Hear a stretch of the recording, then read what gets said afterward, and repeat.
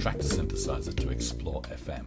So I've got an instance of the subtractor synth here. The first thing I'm going to do is initialize the patch. Up to the edit menu, initialize patch. That gives us a fairly standard analog-y sort of sound. But we are going to use this to explore FM. FM is a different form of synthesis where one oscillator frequency modulates a second operator. The carrier is the operator which is modulated, and the modulator is the operator which does the modulating. No surprises there. We want to make sure that the two oscillators are set to sine waves. This is the best way to start exploring simple FM. If you have complex waveforms, then you're going to get all sorts of stuff happening in an exponential fashion, and you'll get into sort of chaotic sound very, very quickly, and you won't have a chance to sort of learn what the basic timbres of FM are. So make sure that each oscillator is set to a sine wave. Now we've got to set this up for FM. Well, first of all, we want to make sure oscillator 2 is turned on. Then this modulation envelope is going to become, in fact, all of these buttons here are going to become the controls for the output of oscillator 2. So we just select FM, and now these controls are all affecting the output of oscillator 2. And they're affecting what's called the FM amount, and they will change the modulation index, the amount by which oscillator 2 frequency modulates oscillator 1. Okay, so that's set up, ready and waiting. Next up here with the oscillators, we want to turn the mix all the way to the left, because with FM we just want to hear the output of the carrier. That's this oscillator here, number 1. This amplitude envelope over here will, needless to say, affect the output of oscillator 1. So we have two envelope generators, this guy here, okay, and this guy here. This affects the output of the carrier, and this one affects the output of the modulator, which then goes into the carrier, and then we hear the output. Everything else for the moment we're turning off, so I'm going to make sure there's no filter stuff happening at all. This is all turned off. LFO stuff, everything's turned off. Okay, first thing we do, let's open up the amplitude envelope just by pushing up the sustain level to maximum. What we should hear is a sine wave.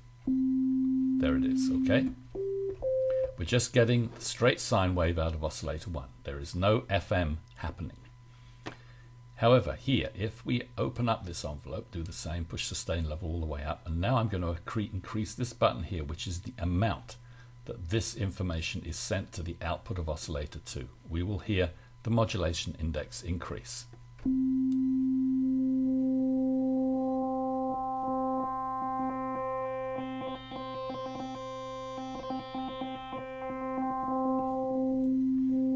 Okay, now that is a very important timbral dimension of FM. As the modulation index changes, so the number of harmonics that are produced increases, the bandwidth increases. It's a little similar to opening up a filter, but it's not quite the same. Obviously we can do this automatically with the envelope, so if I put a slow attack here,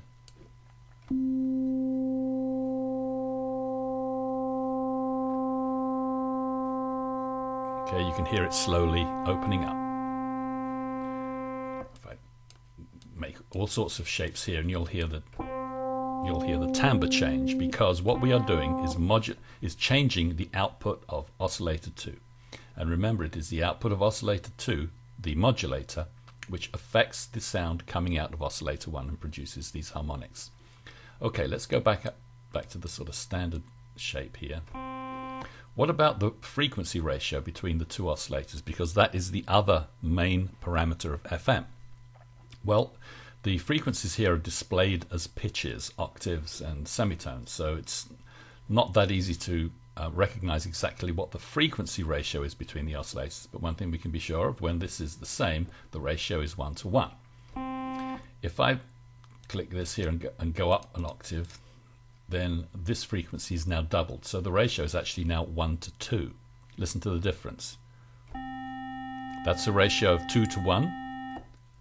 This is a ratio of 1 to 1. 2 to 1, 1 to 1. Okay, now actually, let me see, 3 to 1 would be, and this is where things are a little bit complicated with the subtractor, but that's 3 to 1. That's an octave and a half, which is exactly 3 times the frequency of the first octave. So we can hear these differences with different frequency ratios. What about inharmonic ratios? So if I just put a couple of semitones on here and some detune, now we get some familiar inharmonic overtones being produced. Again, as I bring down the modulation index, either with the amount control or bring down the sustained level of the envelope, we end up back to the sine wave.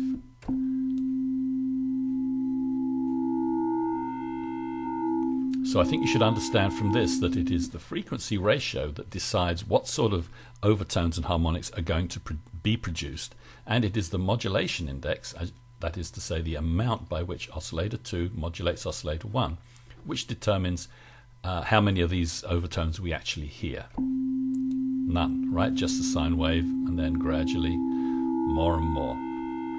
So for example, we could use this tone now to start shaping a sound. If I bring that down, put up a little punchiness on the amplitude envelope and a bit of release time. Okay, and let's make sure that the modulation index also doesn't close. When I release the note, we'll have a sort of bell-like sound. If we increase the amount here a little bit.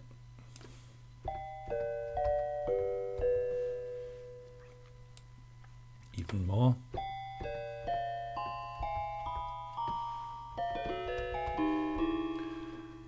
Okay, so we can begin to shape sounds, have all sorts of fun with these. It's more of a gong-like thing because, as you know, with a gong, these inharmonic frequencies develop after you first hit it.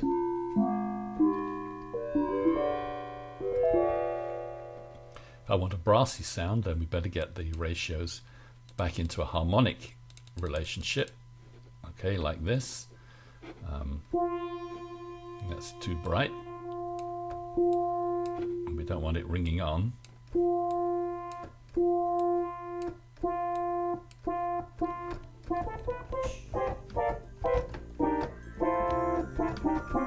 Okay, that's more of a sort of brassy tone.